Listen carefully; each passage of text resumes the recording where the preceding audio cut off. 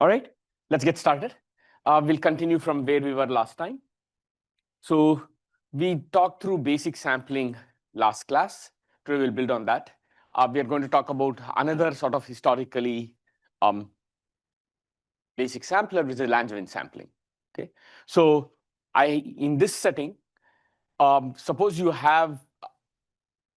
So before that, okay. So what we did when we were thinking of sampling is essentially we constructed a Markov chain or a Markov process and said that the stationary distribution of that is designed such that it's the distribution of interest. So you start from any initial condition, you run this Markov process long enough, and then stop. And the sample you get at that point is presumably a close approximation of the sample from the correct distribution. That is essentially the pipeline. Okay. So today we'll talk about a different sampler, which is Langevin sampler. We'll spend about 15 or 20 minutes on this, and then we'll start talking about machinery at that point. Okay, so that's basically the plan for today. By machinery, I mean mathematical machinery. Okay. Langevin sampling is we have access to. As a kind of a wrap up from yesterday, the dimension dependence is the big question, or what should we?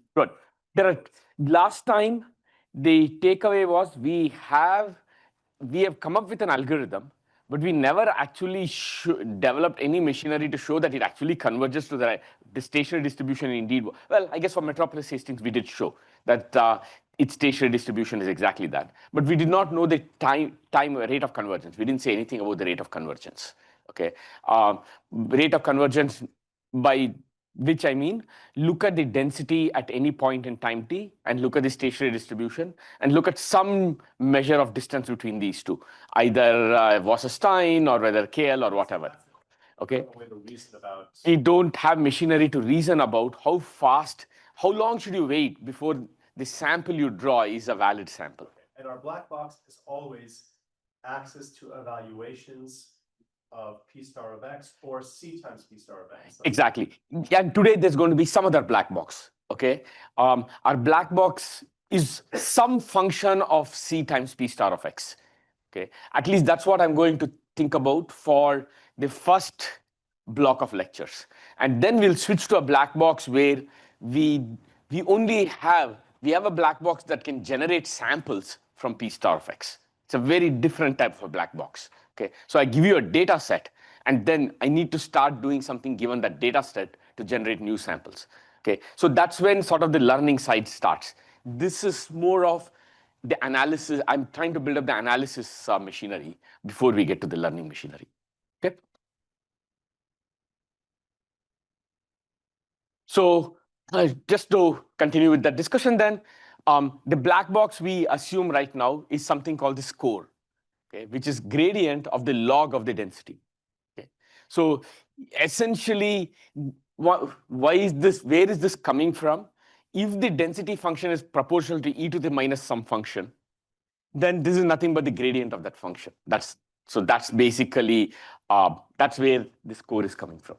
There are other deeper connections to score. We'll see this as the semester progresses. But for now, it is a function of the density function. And this gradient is, by the way, taken with respect to x, just so that I know. Because sometimes we'll take gradients with respect to parameterization. So we should be very careful what we're taking the grade. Then I'll be careful saying what I'm taking the gradient with respect to. But here, there's just one variable, vector, x. So this is the gradient with respect to x. So this is a vector in RD. X is a vector in RD. Pi star of x is a scalar. Log is a scalar. The gradient is back to a vector. So just so that you have the dimensions in your mind. Okay.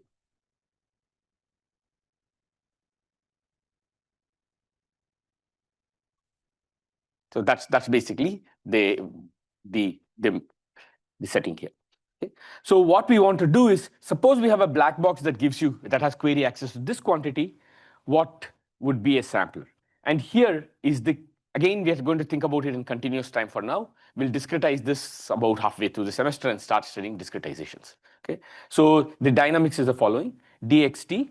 So dxt meaning xt plus roughly xt plus h minus xt. We'll be a little bit more careful soon, but and I'm going to use capital letters for random variables, small letters for values, Generally, sometimes I'll mess that up, but mostly I'll stick to that notation.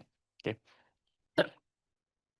So dxt is this score grad log pi star with whose input is current state xt times dt. So this is essentially a drift. You're saying that in a small amount of time, in this direction, so this you can think of this score as just a direction vector.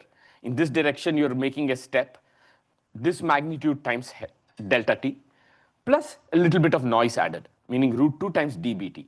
Bt is Brownian motion, so we'll carefully define this soon. But roughly, the way you want to think about dbt is bt plus h minus bt, the difference in the Brown in a small time interval. And for h is a really small quantity. So which means that its dbt should be thought of as a Gaussian random variable of zero mean and variance h. Okay, it's a tiny, tiny Gaussian. So what you're doing is, this equation is saying in the direction grad log pi star, you take a small step, but then add a little bit of jitter noise to it, which is circularly symmetric Gaussian noise. Okay, that's essentially what the Langevin dynamic is. Okay? And this vector field is not time varying right now. So it's already at every point in space, it's just grad log pi star of that point. It's a fixed vector field. Yes.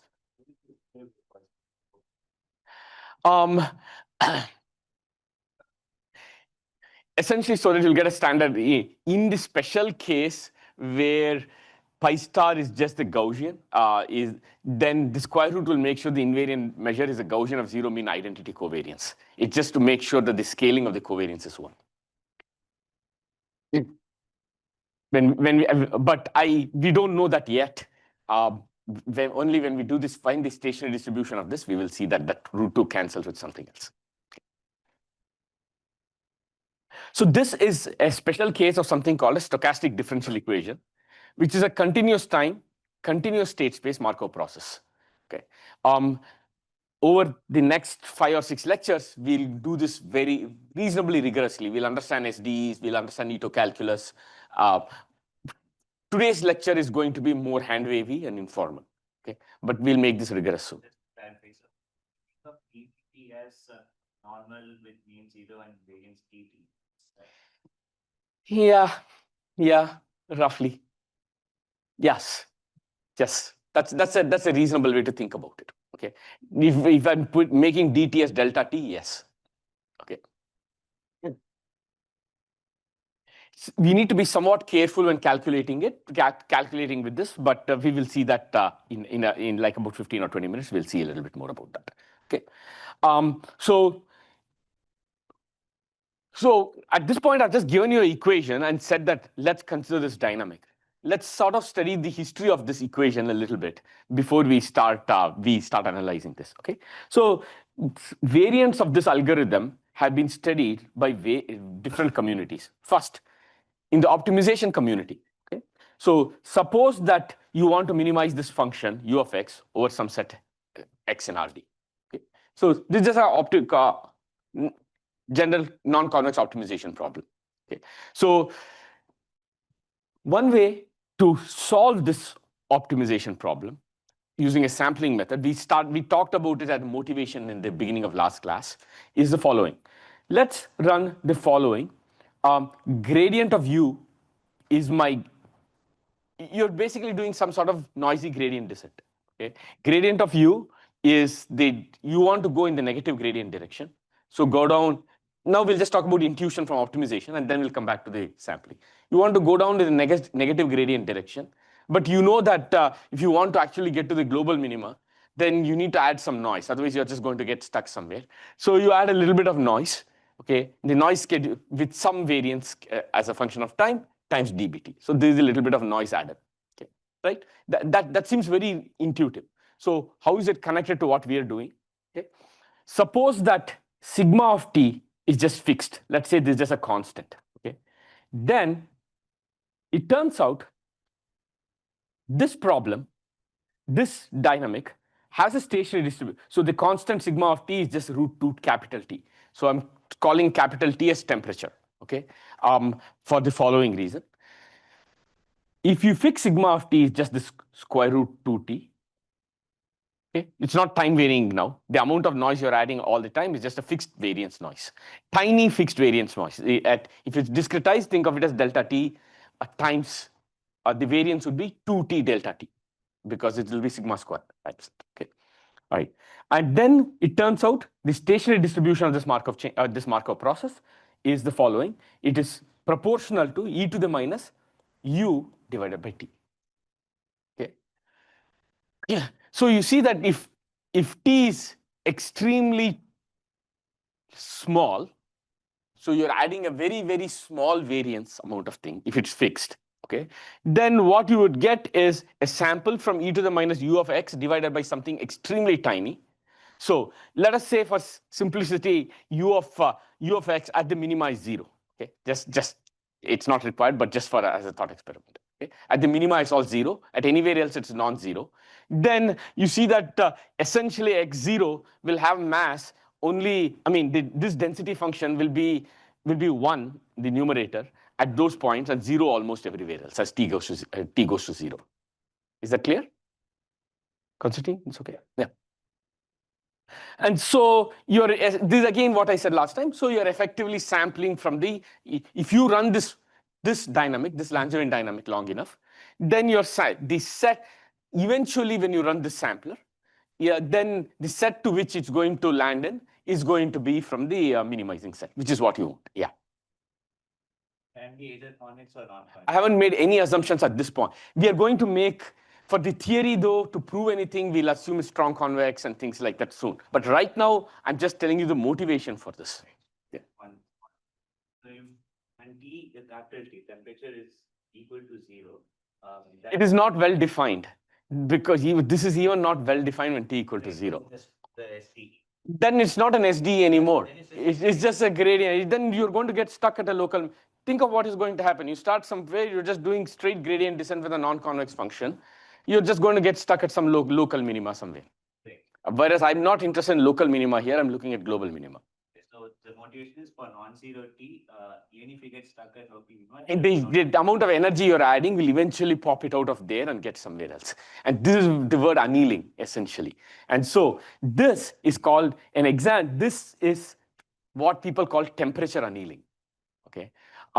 So there are many basics of this Langevin equation that has been studied in this context. And this one is by Giemann and Huang. It's a very well-known paper from 80s, 70s, somewhere 1970s or 1980s, which is essentially the following. Look at the following temperature annealing schedule.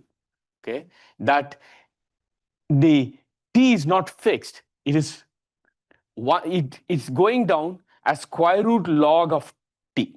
The 2 plus is to make sure at T equal to 0, nothing breaks and all that. But essentially, it's going down as 1 by root log T. So the noise level is going down, but going slowly in this manner. Okay. Then under some technical assumptions, what they can prove is the following. Now, what you have is a Markov process which is not time homogeneous anymore because the drift term is always fixed.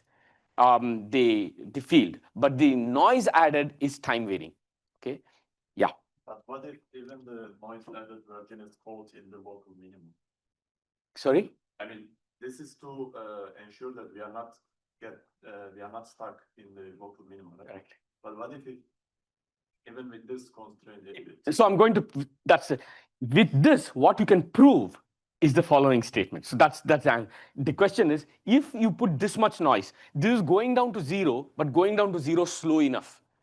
So the question is, what is the correct slow enough? And that's really what Giemann and Huang's papers answer.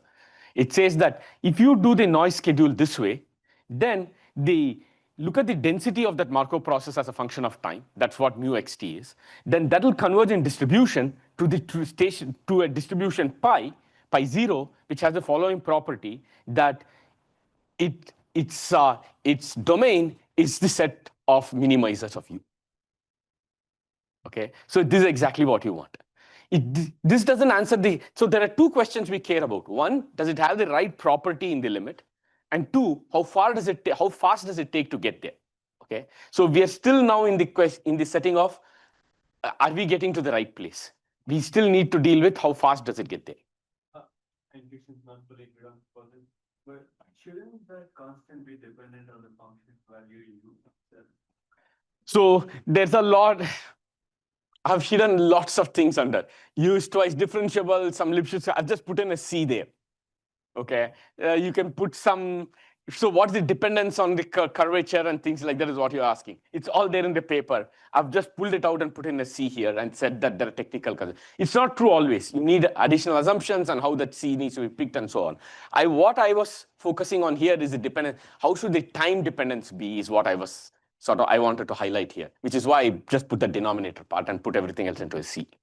We're talking about local minimum and global minimum, right? So if I have a local maximum and then I have a local minimum, then a higher maximum and then a much lower global minimum, right? So shouldn't the noise? No, let me give you the following intuition. Let's forget about time varying temperature variance and put a fixed variance. Okay, so let's say it's also a compact domain. Okay, then what is the Markov process going to do? It'll never go to any point. There'll be an invariant measure over the whole thing. You will never be in any point. Look at a Markov process over a finite state space. Okay, Markov chain over a finite state space. Okay, if it is aperiodic and irreducible, okay, then it's going to go everywhere all the time. It may just linger in some things much longer than others, but it will eventually go everywhere. And now also if you know its stationary distribution is pi, then you know that the fraction of time you're going to spend in state I is going to be proportional to pi I, right? Or exactly equal to pi I. So that's exactly the intuition here. Okay, it's a Markov process. You're going to sample. Even if you get to the global minima, you're not going to stay there. You're going to escape from that as well. It's just that, This is time varying. I was just stepping back to the basic intuition of where this is coming from. This is different though. There's a time varying one. And so that's why it's actually, the stationary distribution exists only on, so the temperature is, the amount of noise is reduced slowly enough, but going to zero, such that it will get trapped in the set of local minima, in the global minima. That's what this is doing. So I gave that first stuff just as intuition to sort of think about it, but this is actually doing something more than that. So, so this is, there's actually a lot of work from various communities on this kind of, so annealing is actually a huge deal in sort of Markov process community. Like people from like Bruce Hayek and others have done amazing work in this space. So this is the sort of temperature annealing side of this world. So if you want to understand a little bit about this world, this is sort of a foundation paper in that space. Gieman and Huang's SAM General Optimization and Control from 1980s. All this is taken from that paper, what I've talked about. So there's another side to where we'll start seeing these kinds of equations. So more modern is the generative modeling.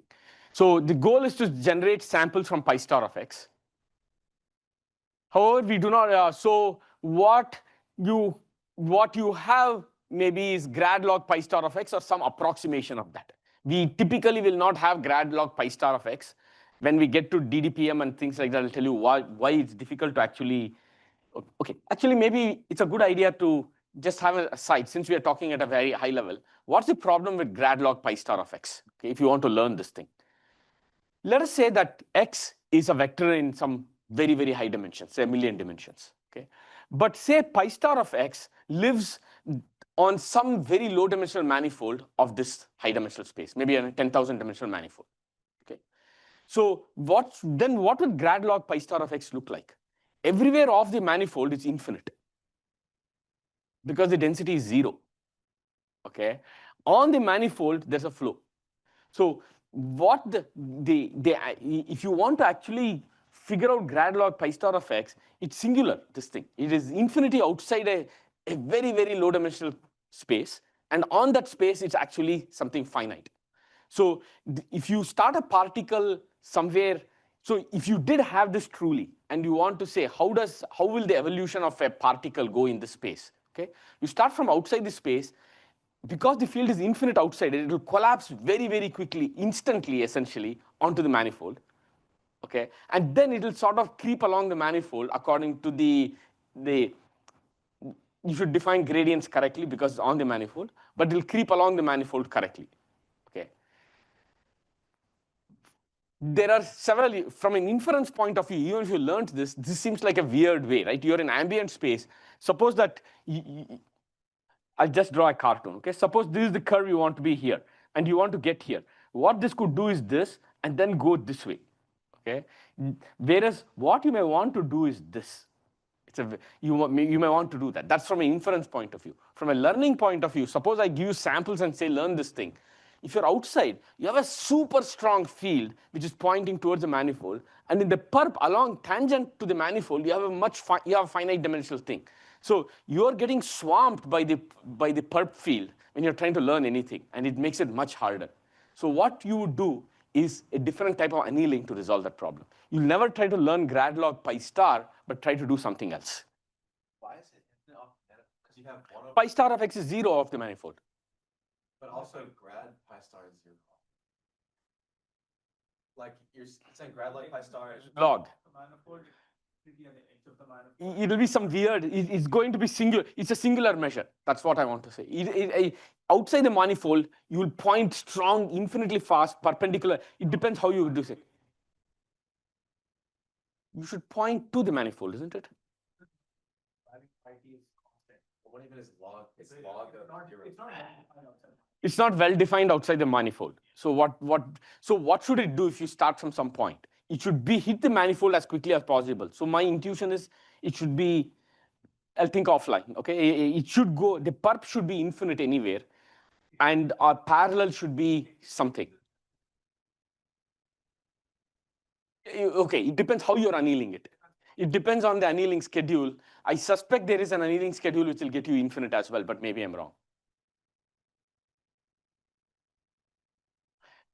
But you see that it's a weird thing, right? It's off, it's not clear what is happening. On it, it is finite. So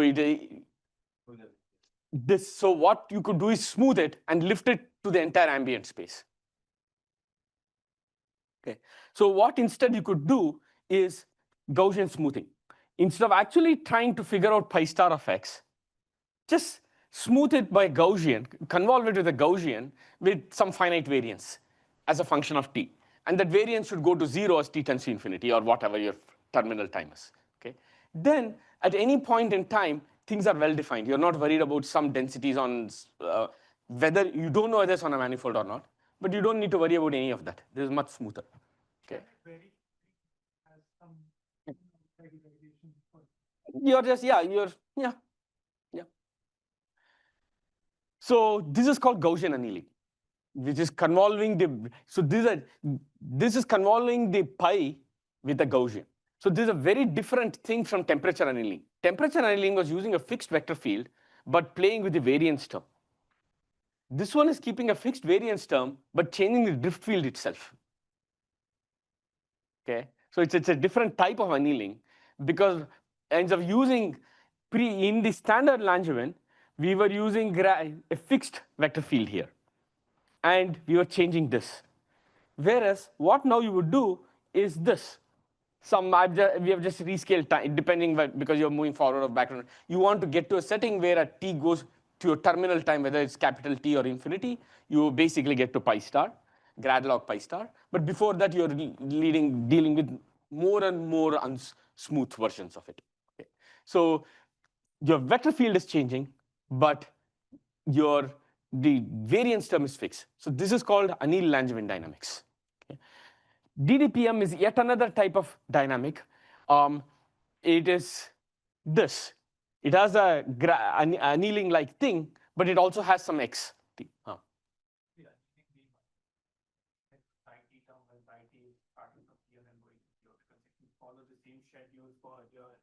I haven't told you what I've put that into sigma t. I didn't tell you what the sigma t schedule is. Yeah. The pi t should be going slower than. But that you could control it using sigma t. How you're choosing sigma t. I'm not saying sigma t equal to t. Isn't that what your question is? No, because you should technically be going. You need to have a 2-time scale thing, right? Why? A scale at which pi t is going, and then when you're doing your actual Langevin dynamics, you need to have another scale for which at the rate at which. I'm not trying to track. That's your. Now you're trying to say that you're going to prove it using a 2-time scale analysis, but that's not, this is an algorithm. This is called annealed Langevin. You're saying that that's a blocked annealed Langevin. You could fix one schedule, do a Langevin for some time, converge, do that. Is that what you're saying? But I'm not going to. I'll never give you guarantees about reaching the distribution. I will reach it to a delta anneal. Probably be going too fast for it because you need to have a different time scale. You need to have, instead of going as the rate of phi of t minus t, you have to have a phi of xi t. And then, I see. Yeah. So I may need to do some 2-time scale business here as well. Okay, let me think about that offline. Okay. But DDPM is yet another variant. All I want, the point of any of this is not to say that this is exactly an algorithm, or we are never going to look at that again, by the way, in this class. Okay. I'm just saying that there are these types of annealing. There's a whole different bunch of annealings. This is another annealing, which is actually what the DDPM dynamics in continuous time is, which is there is no 2-time scale here. There's a grad t minus t, exactly like that. But there's an xt term also added here, which if you look at it, you can take this xt, if you make it a log and a 2, this is like an e to the minus x square. You can always write it like that. Okay, which means you can pull it down here as some ratio of pi t divided by a Gaussian. Why is that? I can write this as 2xt by 2 or something like that. Okay, then I can make this, or I can make it as log of e to the. This is the grad log of e to the. So this thing can be effectively, instead of pi star, you can write this as an e to the minus x square type term with some sign.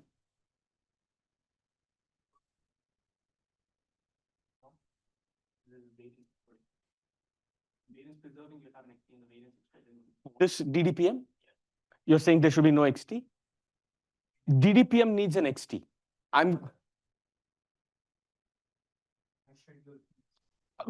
This has nothing to do with the previous noise schedule.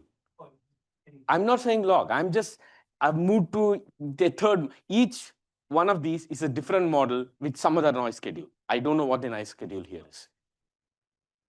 Not at all. The previous annealing is some other schedule. This is a third schedule yet to be decided. I'm being very sloppy here because I don't want to talk about, because actually what I'm going to talk about later is yet another variant of any of these things. Okay. So all I want to say is that the real takeaway is grad log pi star with some annealed version or unannealed version is an interesting thing to study. That's really all I want to say. Okay. What the details of these things are is secondary at this point. Okay. Because if you want to analyze it, then I need to say, what is the schedule? What is the system? How am I discretize? All that needs to come into thing. And for each case, it's going to be something else. Okay. Yeah. I guess I didn't really understand IT startup. Pi t. Why do I want to look at pi t star as opposed to pi star? That's the motivation. Because pi t star is any density, if you convolve with a Gaussian, it makes it smooth over the entire ambient space. That's really the motivation. That's all I want to take away. Everything else is how to smooth it, which is what Sundar was asking. What exactly the smoothing schedule should look like is basically what the question is. I'm saying there is some reasonable smoothing schedule that should hopefully work.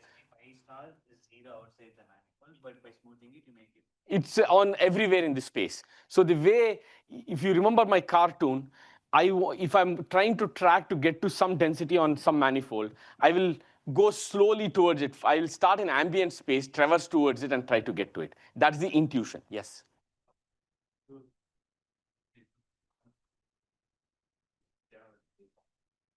Yes.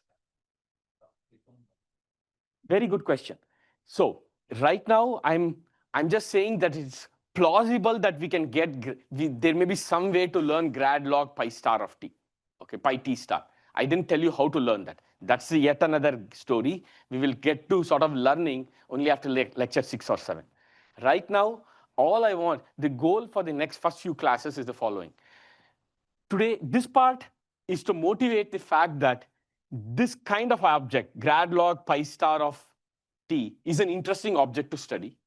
Okay, it is useful in multiple contexts. either for solving optimization problems or for sampling. And what we need to, therefore, we need to understand two things. How will equations of this form evolve? What's the stationary distribution? And then what's the rate of convergence? That's really my takeaway for the first 6 or 7 lectures. I will just talk about the machinery for that. This is motivation. Once we develop the machinery, we'll come back and answer various questions. What is the noise schedule? How do you discretize? And all that stuff is each one is a lecture in itself. So I think what I wanted to say is that the invariant, so we will start with the simplest of this form, which is without any annealing. We'll worry about annealing and all that later. Right now, let's just look at the unannealed version. Let's say that there is no singularity, there's no density on the manifold, everything is nice. Okay, let's just start with the simple setting. Then you have the basic Langevin dynamics. dxt is grad log pi star of xt dt plus root 2 bt. That's my basic equation. First of all, how do we show that the stationary distribution of that is indeed pi star of x? That's question 1. Okay. This is a Markov process, it's clear, because at any time t, it depends only on that vector. The first term depends only on the current position. The second term depends on some independent noise. So this is Markovian. So this Markov process is its stationary distribution pi star of x. We need to develop machinery to do that. And the second one is that the rate of convergence of this. So if you look at the density as a function of time, then what we want to show is the first, now the assumptions. Suppose that the pi star is of the form e to the minus v, where v is strongly convex. Okay, that special case is strongly convex. Now I'm putting, then it turns out that, or equivalently, the distribution pi star is log concave, because it's an e to the minus v. It's equivalently, the distribution is log concave. Then rho strongly log concave. Then, in fact, what we are going to show is the rate of convergence is exponentially fast, and the convergence rate does not depend on dimension. That's the key thing. Okay, independent of ambient dimension, this happens. This is a powerful result. So to do this, you need to develop a lot of machinery. The machinery is going to be, we are going to develop something called the Poincare inequality, and then something called the Bakry-Emery criterion, and the log Sobolev inequality. That is the machinery we are going to develop. So, which is of independent interest. So this is a segue now to just doing theory for a while before we come back and start thinking about how do you learn the questions that you asked. How do you learn this? And which we will address after we've gone through all this. So first we are going to start with part A, which is easier, just the stationary distribution, which is essentially the Kolmogorov forward equation or the Fokker-Planck equation. What we want to understand is the following. We start with that's Markov process, with some initial condition. So what does it mean? Is either a delta function in terms of the distribution space or some density function you're starting with. That's how you're initializing it. And you're running this. So there's a density evolution as a function of time. What is the equation for this density evolution? That is the Fokker-Planck equation. So we are going to derive it twice. Today in a hand-wavy manner, and next week much more rigorously. The first hand-wavy thing is useful because it gives you intuition of what's going on, because the formal proof can be somewhat opaque because it's essentially functional analytic. All right. And as I said, for B, we need some machinery which essentially technically falls in the field of differential geometry, and we will develop whatever machine. I don't expect you to know any of it ahead of time, but we'll develop the machinery through the class to see that stuff. Okay. And after this piece, we'll come back to this. Then we get to, okay, all this is there. This is the mathematical machinery to analyze any of this, but we don't even have these functions in the first place. We only have data. So what are ways to learn these kinds of things? So I'm switching to the next set of notes number 3, which is the very basics of stochastic differential equations, the Fokker-Planck equation. I'm trying something in this class. Hopefully it'll work, but I'm not sort of developing the theory in one go. It's in bits and pieces. I will do this once in a hand-wavy manner. I'll bring back pieces of it again in a rigorous manner. I'll try to do it as and when required. I'll bring in the right theory. I'll see how that works, but yeah, that's my plan. This is, for example, the references for this is Oxendall's book on stochastic differential equation, and there's a very nice online set of slides on diffusion models for you, and encourage you to look at that. So we start with there's an ODE. So what's an ODE? This part of the lecture, I've given a tutorial earlier. Many of you have attended. It may be a little boring for some of you, but please bear with me. Let's go through this because it's in a class. I want to sort of structure through the whole business. Suppose that's an ODE, dxt is mu dt. We know what it means. It means that in a small time step t to t plus h, xt plus h minus xt is mu times h. That's what an ODE means. Okay? Now, I want to understand an SDE in a similar manner. So I have a dxt, the capital letter because the random variable is mu dt plus sigma dbt. So Brownian motion from your previous stochastic process class is the following process. It's a continuous time process with initial condition equal to 0 almost surely over any interval of time t to t plus s. bt minus bs is just a Gaussian of 0 mean and variance t minus s, and it has independent increments. So this is some basic properties of the Brownian motion you have seen in your random process class. We don't need much more than that for this class. So what does this mean in discretization? It means that if I go from t to t plus h and look at how much it changes, it's roughly the vector field at time xt. I'm assuming that that doesn't change too much from t to t plus h. Xt mu of xtt times the difference in times, which is just h, times the standard deviation term coefficient or the diffusion coefficient times b of t plus h minus bt. Okay. This is what this thing means. And so this is basically a small amount of drift. Okay, you're moving a small step and a small amount of Gaussian noise which is added. bt plus h minus bt is essentially a Gaussian with 0 means variance h. Okay. So what does this imply? Let's just do Taylor's. So f is a nice function, a smooth function, say, from Taylor's theorem.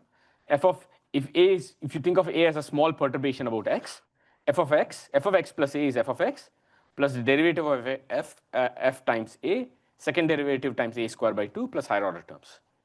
So now if I think of this as x plus h, so this is x and this is a, okay, and I stick it in, then f of x plus t is f of xt, f prime of xt times a, which is just mu times h, plus f double prime of xt, a square, which is mu square times h square by 2. And so this is an order h square term, so we can ignore it. So f of x if I have a smooth function f of xt plus h is approximately f of xt plus the f prime times mu times h. This is just sort of first order calculation. Let's do the similar first order calculation for an SDE. Okay? So f of x of t plus h has two perturbations. One because of this is a small perturbation a1. This you can think of some other small perturbation a2. Okay. So I put in these two perturbations in it, and what do I get? Well, I need the Taylor's theorem with two perturbations. So I'll get f of xt. I'll get f prime evaluated at this point times that, f prime evaluated at this point times this value. I'll get f prime evaluated at this point times this value. Then I'll get f double prime evaluated here times this square. F double prime evaluated here times this value square. Okay. And then a cross term, f double prime times this times this. You have all these things coming in the second order Taylor. Okay. So now in this one, this is order h term. This is the order h square term that can go away. Now let's look at these other three terms. Okay. In expectation, this is a Brownian motion. It's zero mean.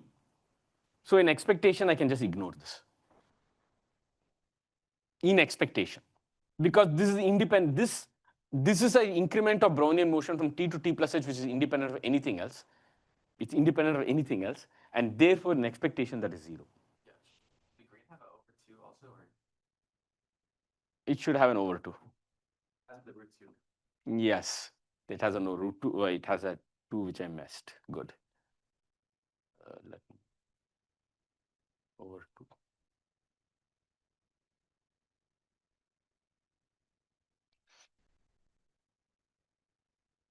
Okay, and then this one also in expectation is 0 because there is this quantity, but this term in expectation is not 0 because this is a variance term.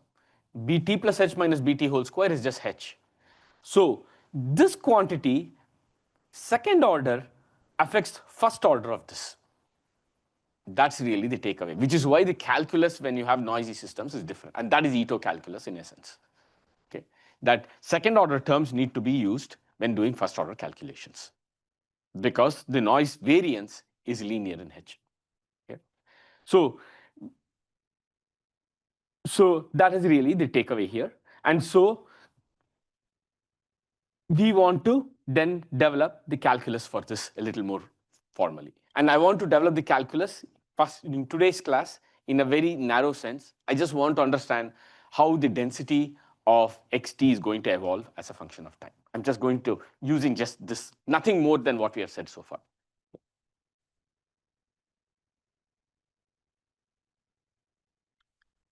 So I'm going to skip all this because we'll come back to it again in the next class. So I want to understand if I have a generic Markov process of this form, how does the density, what is the equation for density evolution? Okay. So, or equally, how does, in less fancy terms, what is the PDF of S as a function of time? That's it. And this is called the Fokker-Planck equation or the Kolmogorov-Forward equation. There are many names for this thing in literature. And the equation is essentially the following in the vector case. We are going to get some intuition on this, but first I thought I'll just put this on the screen so that we can just look at it and see what the various pieces in this equation are. So P is the density function. There are two variables associated with it, time, which is a scalar, and the state, which is the vector. Okay, this is an RD. So I'm interested in how does the density evolve as a function of time. Okay, so I'm doing d by del by del t of this. Turns out it depends on some spatial derivative of the density, but weighted by the vector field. We'll see where this is coming from. And also depends on the second order derivative of the density, weighted by something about the diffusion term. Okay. I'm just reading out this equation. I haven't given you any intuition on what this equation is. Okay. So let's break this up and we'll understand, we'll derive it. But before I derive it, I want to spend 10 minutes doing some physics, essentially. I'm going to, basically, you will see that this equation alone is just conservation of mass. This equation alone is just conservation of energy. That's what we are going to see. Okay, we will see that that's all is going on here. Okay, and let me do that in very stylized toy setting, just so that we see where this thing is coming from. Okay, so conservation of mass in physics is the continuity equation, which is essentially the following. It says del p by del t is del dot mu p, where del dot mu p, mu is basically this vector field, mu1 to mu d, p is the density, which is so this is a vector, this is a scalar. Okay, so so p is just the density at any point in time. So the divergence is this vector del by del x1 to del by del xd. So that means this equation is just minus of, when I do the dot product, del by del xi of mu I pt. This is called the continuity equation. Again, if you haven't seen the previous thing or if you don't remember it yet, I'm just saying the same thing in different words. It's not giving you any additional insight on why this is true. So let's actually derive this for a very, very special case. Okay, some intuition on the conservation of mass. This is, I'm putting way more assumptions than needed here so that I just keep things simple. This result holds in much more generality. Okay. So let us consider a one-dimensional case, and let us assume that there's a pile of sand which looks like this. So so what do I mean by that? That means the amount of sand that is there in this small interval is simply this area. Okay, that is the mass. That's the mass of sand. Okay, that's this. Is the figure clear what I'm trying to say? And let's say wind is blowing in only one direction. There's no two directions, so mu is always positive. It's space and time dependent. It's blowing hard here, it's blowing less here, and so on, and it may be time varying. So this is my vector field, which is pushing sand around. So what is happening is this pile of sand is going to move. And I want to understand how this pile of sand looks in an infinitesimal time later.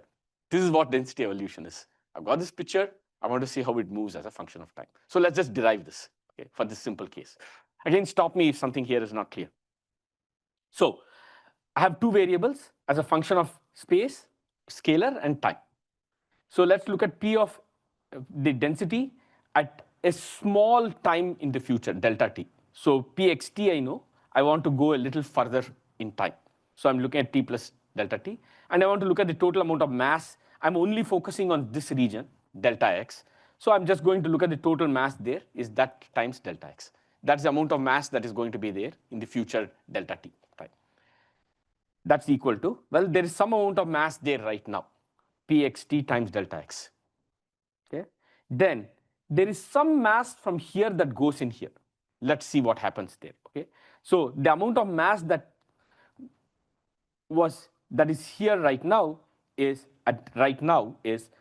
x minus delta x times delta x. This is the amount of mass that is there right now. Okay. Times the wind is blowing at velocity mu. That means the displacement, and the wind is at this location, x minus delta x, at this time. That means the displacement is this velocity times delta t. That's the amount which has been displaced. But I'm binning the world. The bin sizes are delta x. So the fraction of sand from that which is going to flow into the next box is this divided by delta x. That's the fraction of sand that is going to mass that is going to move. So, and this is the actual amount of mass that was there. So this fraction of this is moving in. So which means the amount of sand that is coming into this at time t plus delta t is this times that. So that's the amount of sand that has moved from the previous bin to the current bin. Okay? And similarly, some of my sand is going to go away to the next bin. Pxt times delta x is how much sand is in my bin. The wind is blowing at mu at this location this time, times delta x is the displacement, divided by delta x, that's the fraction. Okay? So this amount going out. So I've just written the conservation of mass equation here. Okay? And if you do that, let's cancel delta x's here, okay, and just reorganize this. I can bring this term and this term together, p of x, yeah, this and this term together, and divide everything by delta x delta t, both sides. So if I divide this difference by delta x delta t, I will just have a delta t in the denominator. Gustavo? Physics of wind and sand again. Okay, good. Sure. So think of a one-dimensional sand dune that the profile looks like that red curve there. Okay. So the amount of sand that is there in this small interval here is this area. That's the mass. Okay. Now, wind is blowing this way. This is at one instant of time. The purple line is saying how fast it's moving. The longer the bar is, the faster it's moving. So presumably a particle here will move to this point because of this wind. A particle here will move much less because the wind here is slow. A particle here will move much more because the wind here is hard. So particles are moving more or less depending on the wind. But since I'm taking infinitesimal time, I'll only assume things will move to one bin to the left, and it's in one direction. I'm looking at such small amounts of time that you don't need to worry about moving two boxes ahead and so on, where boxes are delta x. I've taken the x-axis and discretized into intervals of delta x all the time. So I'm looking at one particular box of delta x, and I have some amount of sand there, which is pxt times delta x. At the next time step, I'm going to have px t plus delta t times delta x is the amount of sand in that box. Do you see what I'm saying? So now I want to look at how much sand has changed in my bin. My bin being that particular delta x bin. Maybe I'm not answering your question. Yes, every infinitesimal particle of sand has moved a displacement of mu x, if it's at location x, mu xt times delta t. That's the amount of movement it has made.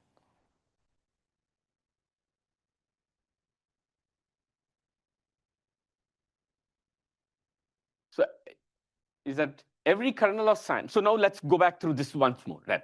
So this is the amount of sand that is there right now. Now, in the bin to my left, this is the amount of sand that is there right now. Look at the time, it's at right now. Okay.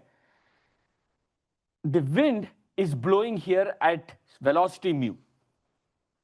Right here, this is the box on the left, at velocity mu. So this kernel of sand is displacement is mu delta t. But it's being quantized. It may still continue to be in the same box or into the next box. So I had to scale it by the delta x. Okay? Because I only count that. So each kernel breaks up into further kernels, I can think of it as. Some fraction of it has moved into the next box. And that fraction is just basically the delta x because of quantization.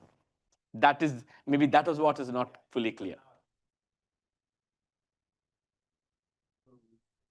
Get out of this thing that, go from delta x to the next delta x. Only a fraction goes. Yes. Doesn't that mean then that I have to go before? That? Yes. I'm assuming that things don't move two boxes because the velocity is bounded. Delta x is bigger than mu of x minus delta x t times delta. Exactly. Exactly. That's the thing. That's why I don't want to go two boxes into the future. I just need to worry about sort of a local analysis where I worry about the things to my left, my immediate left, and my immediate right. Okay. So this, therefore, is the amount of sand that has come into my bin from my immediate left. And this is the amount of sand that has gone to my immediate right from me. Okay? And so if you have this, then now I will divide this equation everywhere by delta x times delta t. So I'll get this difference divided by delta x delta t just gives me 1 by delta t. Whereas this one has a p times mu, okay? When I divide by delta x delta t, then I'll have only a delta x left. Okay? Because the delta t's cancel, the delta x's which it already had canceled with each other. So what does this mean? But look at this. This is, if I now let delta x and delta t go to 0, this is del p by del t. This one, because now it's backwards. This is x minus delta x and this is x. So I can pull this sign out as negative and make it negative and positive so that I can look at it as a normal because whenever you're doing a derivative, it's forward, it's once x minus delta.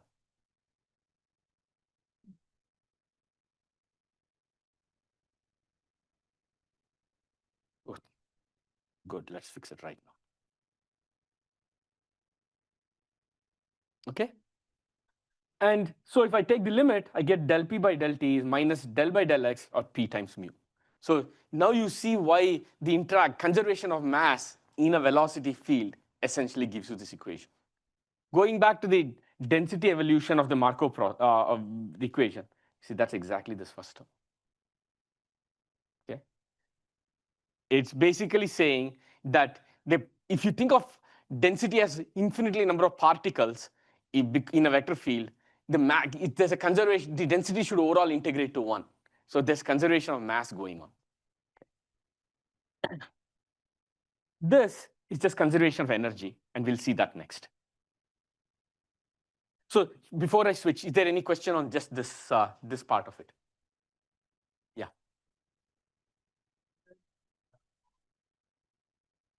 This is all super hand wavy. I'm not going. This is just to give you intuition. The way we are going to prove this is completely different. Okay, we are not going to do any of this.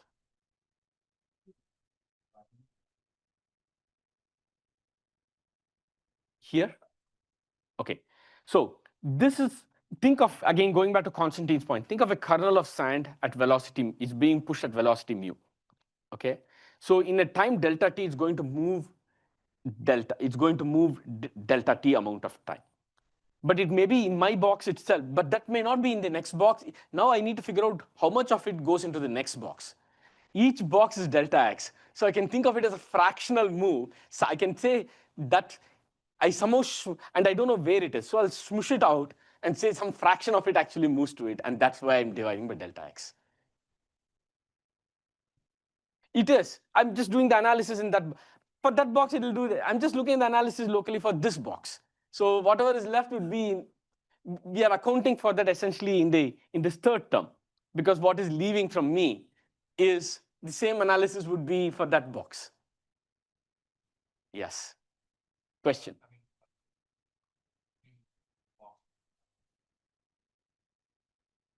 Different box means different delta x bins. I've taken the whole x-axis and made it into tiny, tiny boxes of delta x. So there's one delta x bin, there's one more delta x bin, there's one more delta x bin, and so on. So I'm in one particular bin. I want to see how much from this box, this bin, is coming into me. And the amount is exactly this. Okay. All right. So this is so when you see this kind of an equation, you should realize that it's just conservation of mass that's going on.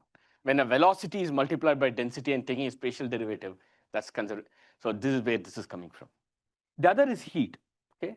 So let's look at it. The second term, if you recall, had a second derivative of p. It's del p by del t was some del square by del x square of p multiplied by variance. I'm just going to ignore that standard deviation term. Okay, just let's set it to 1 just for intuition. Okay, what is this? This is nothing but the sum of the diagonal elements of some second order thing. Okay, which means this is nothing but the Laplacian of p. That's basically what this is. Okay, what is that? Meaning the Laplacian is nothing but the del dot del f. So look at the gradient and look at the del dot of that, which means just some of the diagonal terms of the Hessian. That's all this is. Okay. What is the intuition for this? Going back to physics,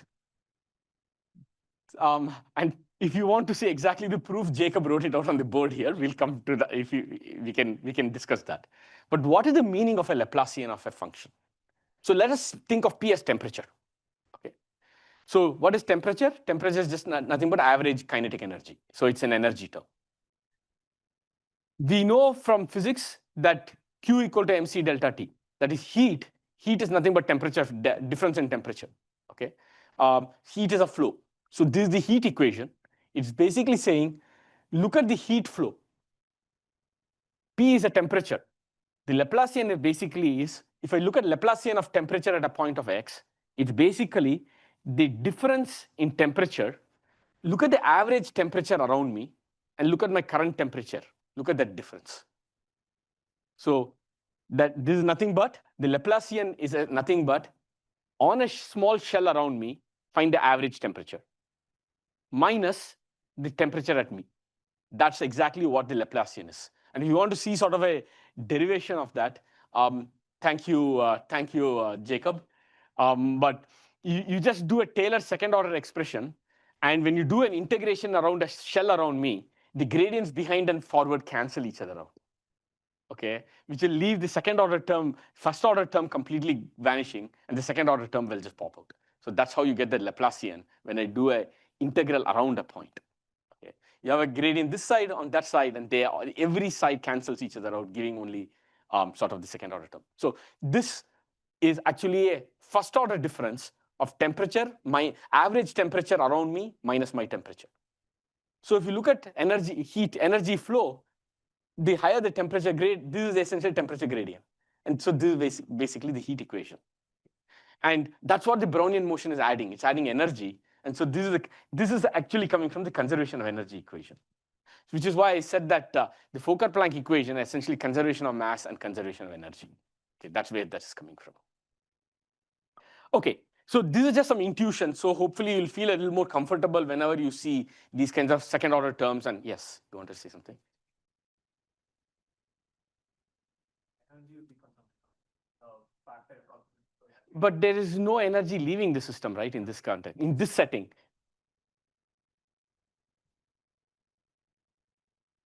This satisfies energy conservation, but energy conservation does not. Okay, cool. So what would you call this then? Conservation of just entropy? There's no energy principle here? You get energy conservation off. You don't put in energy conservation. Okay, thank you.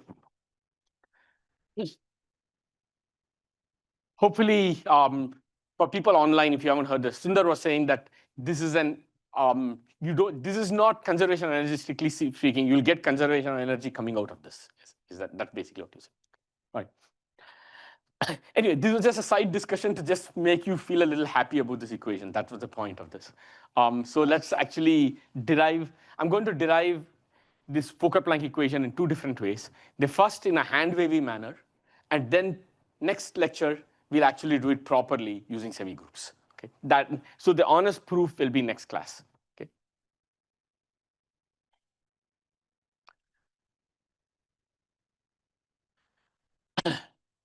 So I want to understand, I want to write the density evolution of mu dt plus sigma dbt in the scalar case. Let's just do everything. Anyway, I'm not doing this very formally, so I might as well as do the scalar case so that we can actually see everything cleanly. Okay. So I want to show that in the scalar case, this is what you get. You get the drift, the del by del z of mu times p, del square of sigma square p. These are the two terms for the time derivative of the density. So to do that, let C be any continuous bounded function, differentiable function, and whatever number of differential derivatives are needed, I'll use it. I mean, because anyway, this is not the formal proof. Okay. Let's look at the time derivative of the expected value of C of xt. For C is any such function. Well, this is roughly for small h, 1 over h, the difference, C of xt plus h minus C of xt. Now, xt plus h, we know what it is. It is xt plus mu times h plus sigma times delta b. That's what we saw previously. And now we will do that Taylor's, what we said, right? We have C of x, C prime at delta 1, C prime at delta 2, C double prime at delta 1 square by 2, C double prime at delta 2 square by 2, and C double prime at delta 1 delta 2. That's my Taylor's. So we stick that in and we see. So we have various terms. And from this, you're subtracting C of x. So when your C of x and C of x cancel, there's C prime mu h, we leave it. C prime sigma delta b, we are taking an expectation. So this goes away. There is C double prime, the cross product, h mu delta b. But this one also, this one is in expectation. There's an expectation here, so this also goes away. There's C double prime mu square h square. This is a h square, so I'm going to ignore it. There is C double prime sigma square delta b square. In expectation, this h, so I'll replace this by h. Okay, and so we just get just two terms remaining. This h cancels with this. So if you do this honestly, you're going to get this following differential equation. Derivative of the expected value of C of x of t is expected value of C prime of x of t times the vector drift term plus C double prime times sigma square by 2. Good. So now from now on is sort of the workhorse for any of these kinds of calculations is integration by parts. So what integration? So I have a C prime mu and I have a C double prime times some function. I would like to write C prime mu as C mu prime. I'd like to write C double prime sigma square as C times sigma double prime square. Okay. What integration of parts essentially is, it allows us to do this. Remember our chain rule for calculus. Derivative of fg is f prime g plus g prime h. Okay. If you set it up such that, so if you write in the integral form, then integral of f prime g plus integral of fg prime should be equal to fg. If you set it up such that over the two endpoints fg is 0, okay, if you set up your problem such that you have to look at the fg, you have to evaluate it between the two endpoints of the integral. If you set this up correctly, then you can get it such that integral of fg, f prime g, equal to minus of integral of fg prime. Okay, that's the trick that's going to be used again and again through. Okay, so basically you can make C prime mu as negative of C mu prime. You can make C double prime sigma square as some 2 times negative, and then it will become a positive of C times something else called double. That's all we are going to do now. Okay. So first, so I want to, and why do we want to do that? If we make this as some derivative of something of C equal to C times something plus C times something, I can collect the C's together and then say, since this is true for every C, the inside things must be equal. The multiplier to the C must be the same. So I'll get a differential equation out of it. Okay, that's the hand wavy proof. So let's just actually work that out. So first, I have the expected value of C of xt. So I'm just going to be cavalier for this term and just move this derivative all the way inside, not worry about whether it's switchable or not. Okay, so this derivative of this is an expectation. So the expectation of xt, the density of xt is pt, and so that's why I get this integral, and so I can move this all the way inside. So that's how I get this. Then C prime mu. So I have an expected value of C prime mu. The expectation means integral with respect to the density at time t. So C prime mu times p. So I will think of this as some u prime and this as v. Then from integration of parts, integration by parts, this is u times v minus u times v prime. So this is v prime. Okay, and so look at this. This is the density evaluated at minus infinity and plus infinity. If the density is nice, it should go away to 0. So this thing will go to 0. Okay, there's a lot of sloppiness in what I'm saying, but roughly this is correct. Which is why this is not quite a proof, but we will do this properly. Okay, so which means that C prime times mu p must be equal to negative of C times derivative of mu pt. So now you see where the conservation of mass is coming from also. Yeah. Okay. This is what we saw from the conservation of mass, and you're seeing that coming in a very different way here. Why should I expect C mu point to 0? No, because pt is 0. The density is 0 at infinity. I'll make an assumption. Pt of minus infinity equal to 0. I'm not integrating. I'm evaluating at the two endpoints. Okay. Okay. So, which basically means that C prime mu p is equal to C times this. For the double prime, we can do a similar thing. See, you have to do this twice. First time you do this, call this as v prime and this as u. You will get uv. There's p here, so this part goes away, which gives me the first derivative of this and the first derivative of this with a negative sign.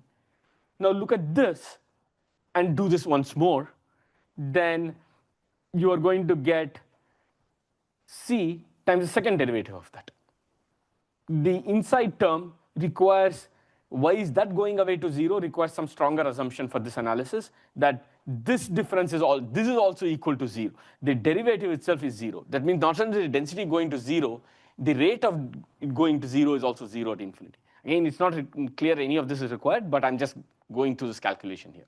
But we can set this equal to 0, in which case we get C prime sigma square is C times the second derivative of sigma square times P. So if you put these together, then you're getting C times time derivative of density is C times negative of the spatial derivative, second spatial derivative. And this is true for any C, and therefore this must be equal to this plus this inside the integral. And that is the Fokker-Planck equation. Okay. So this is the 1D Fokker-Planck equation. We'll derive this very differently in the next class. Okay, so I'll skip all the formalism here, and I'll end in 5 minutes by saying one thing. Okay, we have done all this. So now I know the density equation. How, if I give you an SDE like the Langevin dynamic, what is the density evolution? The Fokker-Planck equation for d equal to 1 in this case is, well, I look at mu times pt, right? This is the mu here times pt. So time derivative of this is minus del by del z of the vector field. The gradient in one dimension is just the derivative. This gradient of log pi star times p plus this is just the sigma square is a constant there. So it is, now you'll see where the root 2 also comes from. There's a half in the Fokker-Planck equation. This root 2 square will cancel with that half. That's why there's a the sigma square times p. So this is the Fokker-Planck equation for the density, how the density evolution of the Langevin dynamics. And I want to understand the steady state, meaning set t equal to 0, set time derivative equal to 0. Okay, and just solve this this differential equation. This differential equation says in steady state. Of course, I'm assuming steady state exists and all that. We haven't proved any of that stuff. But assuming the steady state exists, then del square p must be del by del z of this. And we can solve this. The claim is this is indeed equal to pi star of x. Check by substitution. Take the first derivative of this, take the second derivative of it, substitute in there, and you'll see everything cancels each other out. Okay. So what we have at this point, we have at least done one cut of a particular continuous time Markov process, and we have seen that the stationary distribution is indeed what we want it to be. And we have also developed some machinery to do that. We still haven't talked about rate of convergence, and to be honest, we haven't done this development very formally. So next time, we will revisit all this by setting up Markov processes more formally, meaning the following. I'll just give you a like a 2-second heads up on where we are going to go. We are going to now start defining Markov processes much more formally as a semi-group and start doing analysis of this to derive all these quantities. Okay. So that's next time. Thank you very much.